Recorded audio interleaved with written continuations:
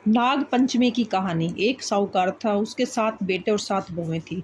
सातों बहुएं जोहड़ में मिट्टी लेने गई। वहां मिट्टी में से एक सांप निकला। सारी देवरानी जेठानी सांप को मारने लगी तो छोटी बहू ने सांप को मारने नहीं दिया।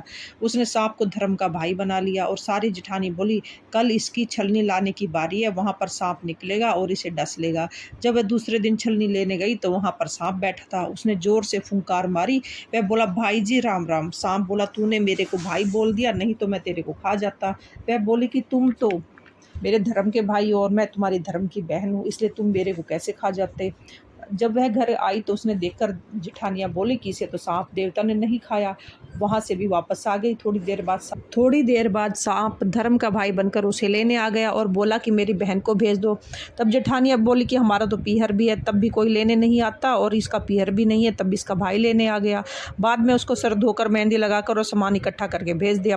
पीहर पहुंचकर सांप की माँ ने उसकी खातिर की। एक दिन उसकी पड़ोसन से लड़ाई हो गई तो उसका भाई अपनी माँ से बोला कि अब बहन को ससुराल भेज दो। फिर उसे बहुत सारा धन देकर भेज दिया। तब वह यहाँ पर ताई चाची बोली कि तू बहू, तेरा भाई तो बड़ा लाड चाव करता है, तेरे को 6 कोठे की ताली भी दे दी, परंतु 7वें कोठे की ताली नहीं दी। तब वह अपने मन में बोली कि भाई ने मुझे 7वें कोठे की चाबी क्यों नहीं दी। तब भाई बोला कि अगर तू 7वें कोठे की ताली लेगी तो तू पछताएगी, परंतु वह बोली मैं तो लूंगी। तब उसने चाबी लेकर खोल कर देखा तो एक बूढ़ा अजगर सांप बैठा था।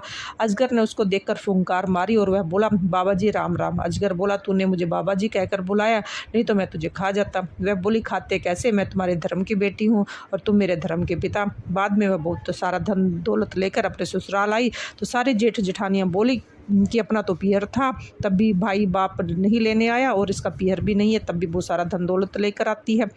दूसरे दिन उसके बच्चों ने अनाज का बोरा गिरा दिया। तब उसकी ताई बोली कि तेरा तो नाना मामा है, उसे सुनाता होगा तो वह सोने चांदी के अनाज की बोरी मंगवा कर दे जाएगा, तुम हमारा अनाज नहीं गिराओगे।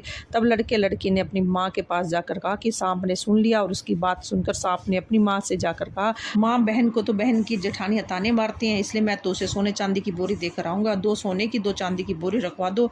दूसरे दिन झाड़ू बिखेर रहे थे तो ताई बोली कि तुम्हारे नाना मामा तो अजगर और सांप है, वह तो सोने चांदी की बनवा देंगे, इसलिए हमारी झाड़ू मत खिंडाओ। अब सांप अपनी माँ से फिर जाकर बोला, बहन को तो और ताने मिल रहे हैं, इसलिए मैं तो सोने चांदी की झाड़ू देकर आऊँगा।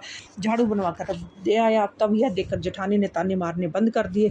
तब जेठानी ने राजा से जाकर कहा कि हमारी देवरानी के पास तो 9 लाख का हार है, वह उससे अच्छा क्या लेगा, वह तो रानी के पास अच्छा लगेगा। उसने साहूकार के बेटे की बहू को बुलाया और कहा कि वह हार तेरे अच्छा नहीं लगेगा, इसलिए वह हार मेरी रानी को दे दो। उसने हार निकाल कर रानी को दे दिया और मन ही मन में बोली, यह हार मेरे गले में रहे तो हार रहे, और रानी के गले में नाग बन जाए, और हार देकर जाने लगी। रानी के गले में हार पहनते ही हार सांप जो था वो नाग बन गया और काटने लगा। तब रानी चिल्लाई कि साहूकार के बेटे की बहू को बुलाओ कि वे मेरे ऊपर क्या जादू टोना कर गई है। राजा ने साहूकार के बेटे की बहू को बुलाया और पूछा कि तू क्या जादू टोना करके आई है जो रानी के पहनते ही हार सांप बन गया। उसने कहा कि मेरे पीहर नहीं था तो मेरे सांप को भाई बनाया था, मुझे तो सांप देवता ने ही हार दिया था। राजा ने यह बात सुनकर हार वापस दे दिया और साथ में एक हार और दे दिया। यह देखकर देवरानी जेठानियों ने सोचा, यह तो राजा रानी से भी नहीं डरी और उसके पति को सिखा दिया, और कहा कि यह धन कहाँ से लाती है। तो रात को उसके पति ने उसे मारा और पूछा कि तू धन कहाँ से लाई है। उसने अपने पति को सारी कहानी बता दी